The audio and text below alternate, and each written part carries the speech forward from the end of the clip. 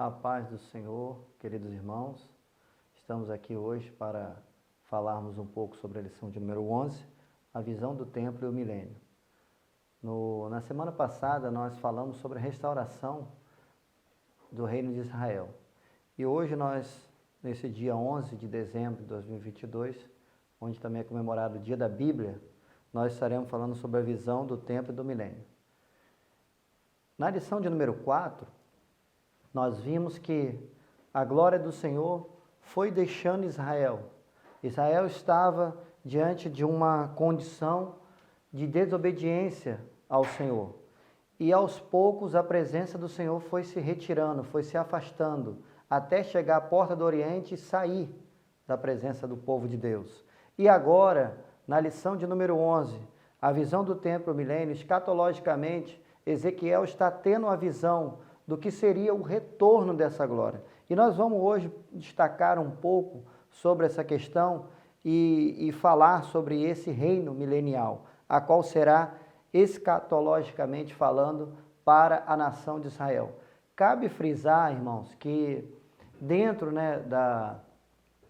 da visão e interpretação escatológica da Bíblia, há várias correntes, vários pensamentos que delineiam sobre os finais dos tempos. E não seria diferente sobre a questão do milênio.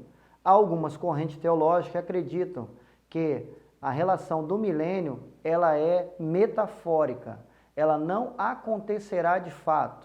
Nós, pentecostais, acreditamos que esse texto ocorrerá literalmente como é descrito na Bíblia.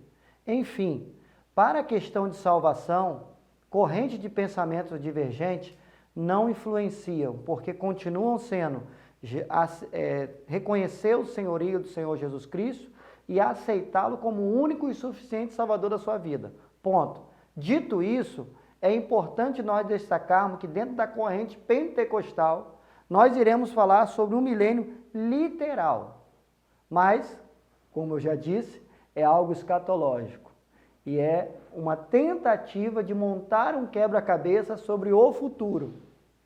O que não quer dizer que tenhamos detentores de verdades absolutas, sabendo que a única verdade está em Cristo. Né? Amém?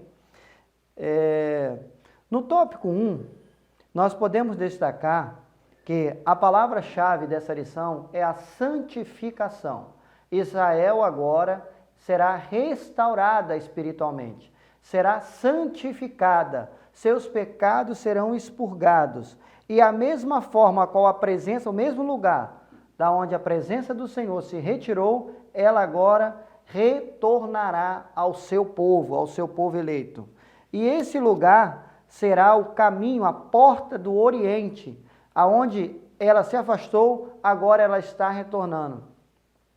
Eu não tive o privilégio de ir em Israel, mas estudando um pouco sobre esse tema, sobre esses assuntos, a gente identifica que hoje, lá na geografia atual de Israel, aonde é previsto o lugar onde Jesus Cristo vai descer, que é o Monte das Oliveiras, descendo o Monte das Oliveiras, perto da onde a entrada, há uma entrada que é essa entrada, Porta do Oriente. E ali está o cemitério de grandes personalidades judaicas e também islâmicas, árabes, né? E que essas personalidades, acreditam-se, né, a tradição judaica, que eles ressuscitarão primeiro. Assim também sendo, essa porta, que é a parte oriental de Israel, aonde está sob controle, né, palestino, essa porta hoje ela se encontra concretada. E ali também há um cemitério de personalidades, né, palestinas, do mundo islâmico, aonde acredita-se que ressuscitarão primeiro e impedirão a entrada do Messias. Veja bem que os próprios árabes, né, eles anunciam a vinda do Messias, e dizendo que se eles não impedirem a entrada do Messias, essa porta concretada impedirá. É interessante, né, que a gente vê que a vinda do Senhor também é objeto de observação de outras religiões. Está descrito também que esse dia acontecerá, a volta do Senhor Jesus. E o que diz a palavra do Senhor, na visão que teve Ezequiel, é que a presença, o Senhor retornará pelo mesmo lugar que ele saiu. É importante dizermos isso. Por onde houve o afastamento, por onde o povo havia se contaminado e a glória se foi, agora ela retorna, resplandecente. E diz a visão aonde o Ezequiel viu que será algo estrondoso, será algo glorioso, de grande poder, o Messias pré-encarnado, vindo na sua glória, como a glória do unigênito do Pai. Como unigênito e retornando ao Pai como primogênito, agora ele retorna para essa remissão do seu povo.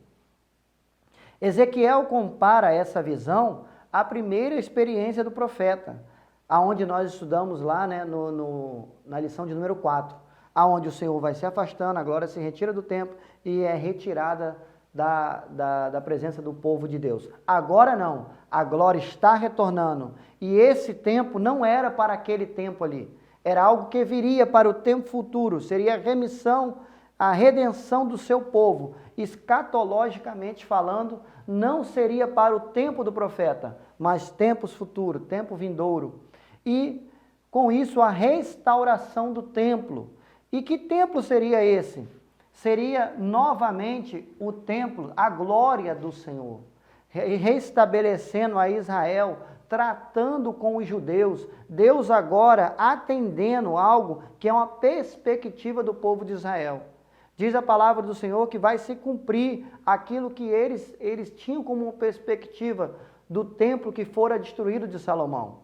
E o profeta, quando profetizou que a glória da segunda casa seria maior do que a primeira, não fora o templo onde Herodes expandiu, aonde foi reerguido e Herodes fez uma grande reforma. Não será esse templo, mas a glória do próprio unigênito de Deus entrará e tomará todo esse templo. Não será os utensílios que chamarão a atenção.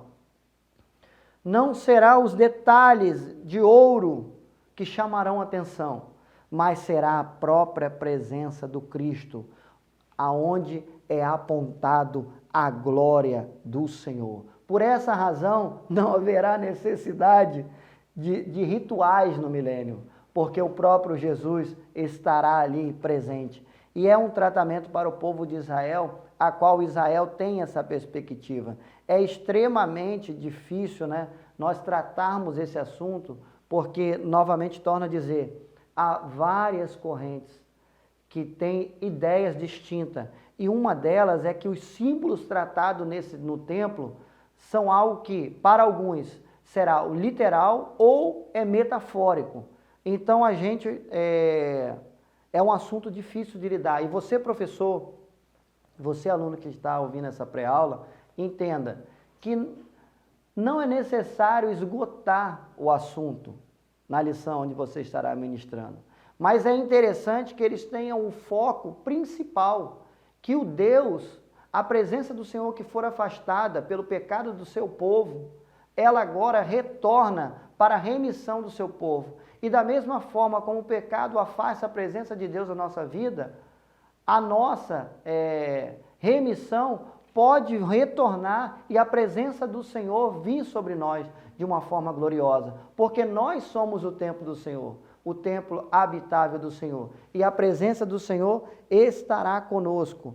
Mas a lição a qual nós estamos tratando agora é esse tópico, ele trata literalmente sobre o povo de Israel. Nós, os gentios, né, não estaremos mais na era gentílica. Já teremos sido, cremos, nós pentecostais, que já teremos sido tirados desse lugar. Não estaremos aqui. É uma perspectiva literal para o povo de Israel. Nesse tempo terão rituais diferentes, porque não haverá mais a Arca da Aliança, porque a Arca da Aliança representava a presença do Senhor. Mas agora o próprio Senhor estará ali, o próprio Deus, simbolicamente falando, não precisaremos mais da Arca, porque literalmente o Cristo, o unigênito, estará no meio do seu povo. E aí vem uma pergunta muito interessante. No templo, haverá sacrifício? Esse também é um outro ponto que causa muita divergência e há várias explicações, aonde apontam que esse sacrifício não ocorrerá, porque não haverá mais necessidade de sacrifício, mas há também correntes de pensamento que afirmam que haverá literalmente, justamente para trazer em memória o próprio Cristo. É importante frisar isso. E essa nova era será inaugurada pela santidade e a glória ao Senhor. O templo será cheio, o retorno da glória de Javé significa a volta da presença de Deus no meio do seu povo. O próprio Deus, o próprio Cristo, a identidade celestial. Ele mesmo mostrou a Ezequiel. Ele foi o guia aonde introduziu a visão a Ezequiel. E Ezequiel estava retratando a Ezequiel o que aconteceria nesse tempo vindouro, nesse tempo escatológico. E Ezequiel ouviu do próprio Deus, do próprio Cristo, do próprio unigênito, como seria esse retorno triunfal ao seu povo e o lugar aonde o seu trono estaria estabelecido no reino milenial. Esse reino, da mesma forma como o cativeiro babilônico expurgou a idolatria do povo de Israel, esse reino milenial agora será expurgado todo o pecado, será erradicado, todas as abominações desaparecerão no meio do povo, será um lugar onde o trono de Deus estará estabelecido, aonde a planta dos seus pés estarão fincadas e nenhuma impureza entrará na cidade santa, aleluia.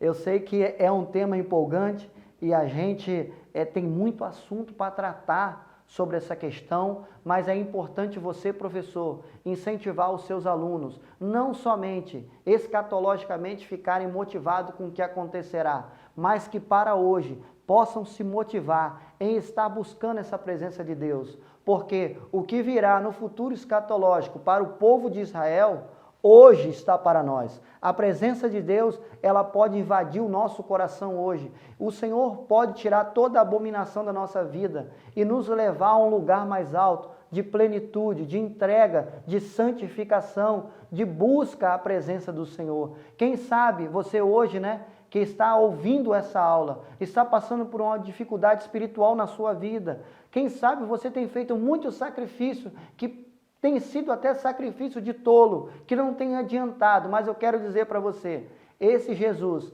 que virá para resgatar a nação eleita, para que virá remir Israel das suas enfermidades espirituais, ele hoje, ele pode entrar na sua vida, ele pode te redimir, ele pode te remir, ele pode te novamente selar pela sua presença. Você é o templo de Deus. Não deixe escapar esse tempo e sirva ao Senhor de toda alegria. E eu quero concluir que, dentro da visão escatológica, que não podemos só tratarmos o livro de Ezequiel, mas quando se fala na literatura escatológica, nós temos que linkar Ezequiel, Daniel e Apocalipse, podemos ter a certeza de que, literalmente, vindo à terra, o Senhor nos redimirá de todas as nossas fraquezas. E nós teremos um retorno triunfal para morar na cidade santa com Ele. Israel será tratado, mas a igreja já terá sido tirada, arrebatada desse lugar. E nós retornaremos depois na última batalha contra o anticristo. Assim cremos nós da corrente pentecostal. E eu quero dizer para você, fechando somente esse raciocínio, entenda uma coisa, o milênio é para o povo de Israel, mas a presença de Deus é hoje para você, gentio, é para mim, é para nós. Todos aqueles que reconhecerem que o Senhor é o único e suficiente Salvador, a glória do Senhor, pelo mesmo lugar que ela saiu pelo pecado, ela vai retornar através do sacrifício do Calvário para nos redimir de todo o pecado. Que Deus abençoe a sua vida, que te guarde e te proteja de todo mal. E assim, até a vinda do Senhor, que sejamos firmes e triunfantes, sempre abundante na esperança que é a volta de Jesus Cristo. Que Deus abençoe. Amém.